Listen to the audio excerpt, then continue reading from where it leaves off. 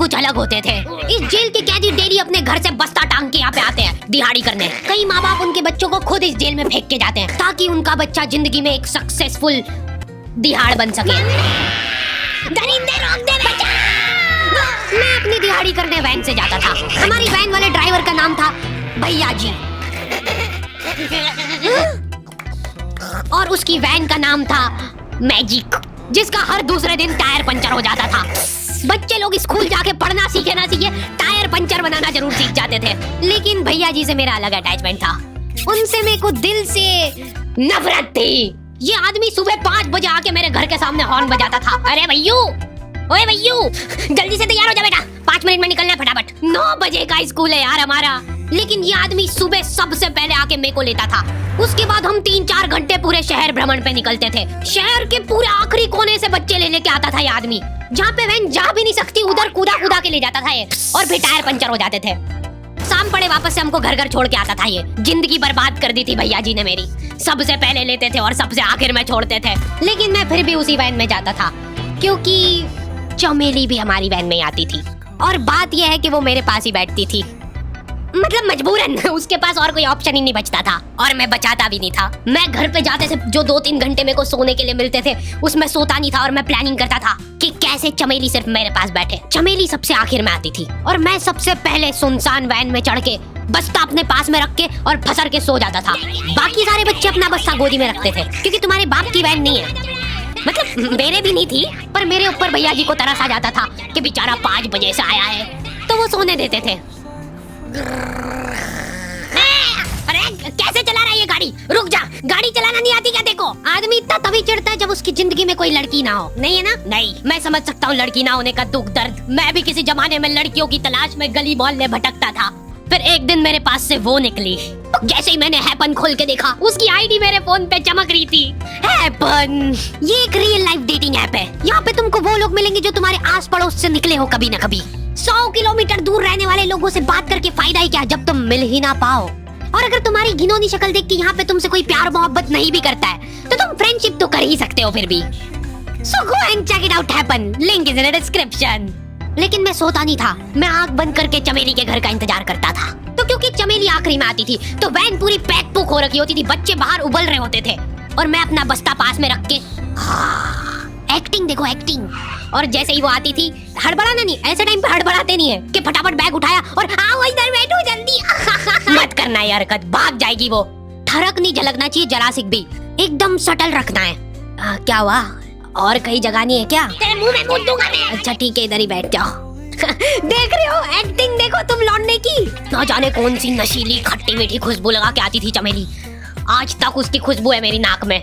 मैं वो खुशबू का पूरा मजा ले ही रहा होता हूँ, इतने में एकदम भभका बास आती है निकाह से। जैसे ही मैं बाहर झांकता हूँ मरा हुआ कुत्ता पड़ा है वहाँ पे। एक काली कार शुक करके निकली और मेरे बच्चे को मार दिया। कैसे करके निकली? शुक। ऐसे नहीं निकली थी, मैं यहीं पे खड़ा था। वो कार आई थी और जैसे ही वो बच्चा नीचे आया तब वो खड़ा, वो बच्चा चिल्लाया और फिर कार करके भाग गई। उधर कुछ बच्चे ऑटो रिक्शा से भी आते थे स्कूल। ऐसा लगता था कि पूरे स्कूल के बच्चे इस एक ऑटो रिक्शा में ठूस ठूस के ले जाता है वो। ये ऑटो वाला और भैया जी दोस्त थे और अब ये बीच सड़क पे रेसिंग लगवा रहे हैं। इनकी गाड़ियां उबला रही है बच्चों से, फिर भी नहीं मान रहे ये लोग। नहीं जीतूंगा। स्कूल जाके वो पीछे मुलट के देख रहा है तो एक बच्चा नहीं बचा उसके ऑटो रिक्शा में। हमारे भैया जी बेचारे पीछे से उनके गिरे हुए बच्चों को उठा उठा के ला रहे थे। ये सब हरकतें करके हम लोग जैसे तैसे कैद खाना पहुंच जाते हैं। सुबह 5 बजे से निकलने के बावजूद हम लोग लेट पहुंच रहे हैं वहाँ पे पहुंच के हमने देखा कि 4 लौंडे मरे हुए पड़े हैं जिनको डॉन ने मारा है। डॉन हमारे स्कूल की इंचार्ज थी। डॉन का कद छोटा था और पेट मोटा था। और आश्चर्य की बात यह है कि समय के साथ उसकी हाइट कम हो रही थी। मतलब बड़े नहीं बड़े वो चलता है एक बार को, पर इसकी कम हो रही थी।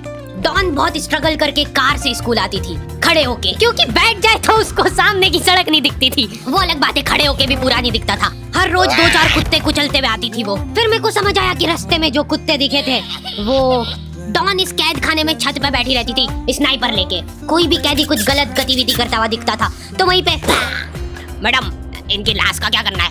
अरे ये तो आपको पता ही है। कहाँ रह गए थे यार झमू दीदी? फटाफट ये खून वून साफ करो। झमू दीदी बुलेट से स्कूल आते थे और ये अफवाह फैली हुई थी पूरे स्कूल में कि उनके घर पे मर्सिडीज भी है। लेकिन झमू दीदी हम्बल रहना पसंद करते हैं। ऐसा कहा जाता था कि ये स्कूल ऑन पेपर झमू दीदी के नाम पे ही है, पर वो हम्बल रहने के लिए यहाँ पे झाड़ू पोछा लगाती है। वैसे मैडम, इन्होंने करा क्या था? जेल कानूनी पेन फाइट का सट्टा खेलते थे ये लोग क्लास में। उससे मेरे को प्रॉब्लम नहीं है, मेरे को क्यों नहीं? हमारी क्लास में पेन फाइट का सट्टा चलता था। हमारे इधर जो लौंडा पेन फाइट में जीतता था, सामने वाले का पेन उसका हो जाता था। कुछ बच्चे अपना सब कुछ दांव पे लगा देते थे और कर्जे में डूब जाते थे।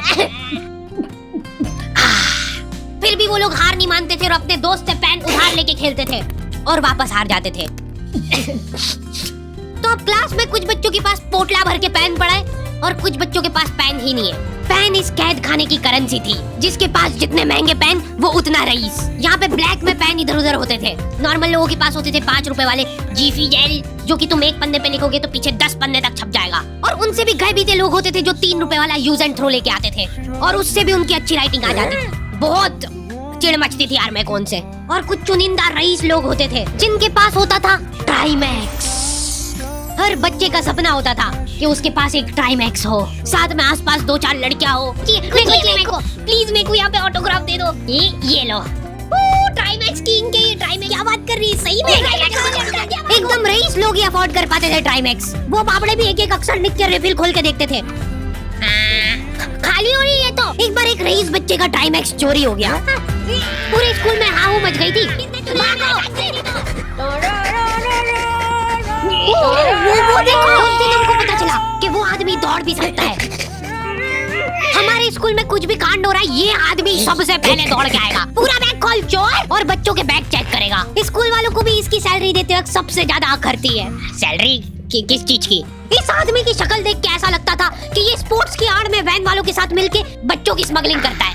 इस महान आदमी का नाम था भूषण। इसने अपनी जांग पे टैटू करा रखा था, भू अलग जांग पे, सड़ अलग जांग पे। सर कल से खो खो खेलने के लिए कितनी बजे आना है? वो तो बैग चेक करा पहले तू।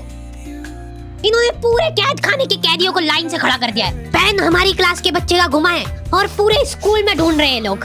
आखिरी में पता चलता है कि वो बच्चा घर पे भूल के आ गया था उसका पेन। सॉरी बेटा, एक फेड में मुंह देगा। ऐसे तो नमूने बच्चे थे हमारे स्कूल में, और टीचर लोग उनसे भी गए बीते थे। हमारे स्कूल में टीचरों को उनके नाम से कोई जानता ही नहीं है। बच्चों ने उनकी हरकतों के अनुसार टीचरों के नाम रखे हुए। हमारे इंग्लिश वाले टीचर का नाम था छोटा भीम। इससे चिड़चिड़ा आदमी मैंने आज तक नहीं देखा। छोटा भीम की हॉबी थी लड़कों को कूटना। उस बेचारे की हाइट छोटी थी तो बच्चे के मुंह तक उसका हाथ ही नहीं पहुंचता था। बेचारा उचक उचक के मारता था, फिर भी कमर तक ही हाथ पहुंच पाता था उसका। एक पॉइंट पे मेरे को ऐसा लगने लग गया था कि उसको सैलरी लड़कों को कूटने की मिल रही है। कभी किसी बच्चे को बहुत ज्यादा मार दिया, घायल हो गया वो बेचारा, ये लो आपका एक्स्ट्रा बोनस। होमवर्क तुम्हारा बाप करेगा क्या? सर मेरे पापा मर गए, तू भी मर जा। ये लो।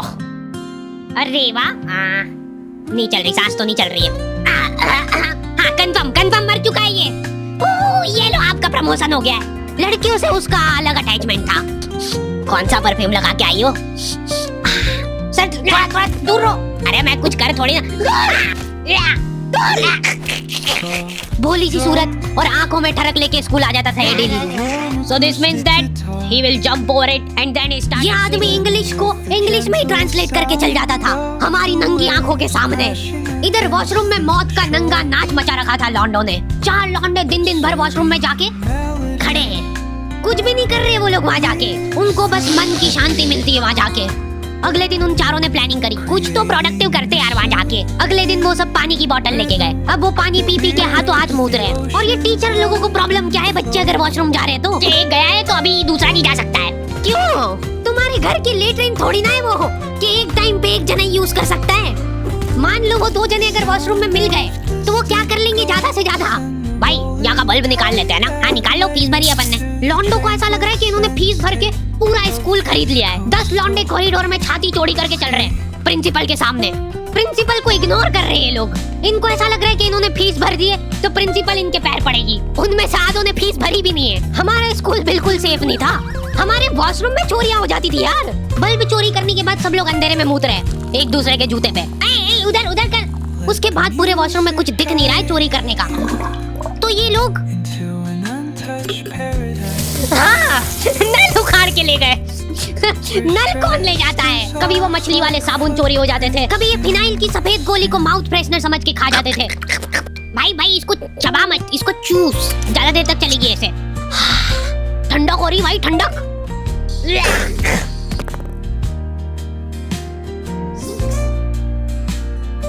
ओके, तो द एंड हो चुका है। होपफुली तुम लोगों को ये वीडियो पसंद आई होगी। अब कोई भी रोएगा नहीं। ऑलरेडी किधर गया? वो मर चुका है। लो भाई, तुमको जो चाहिए था ले आया हूँ मैं। अपने दोस्तों को ब्लैकमेल करो उनकी गंदी फोटोज दिखा के कि उनको ये वीडियो मजबूरन देखना पड़े। बाकी अगर तुमको इसका सेकंड पार्ट चाहिए तो 2.5 लाख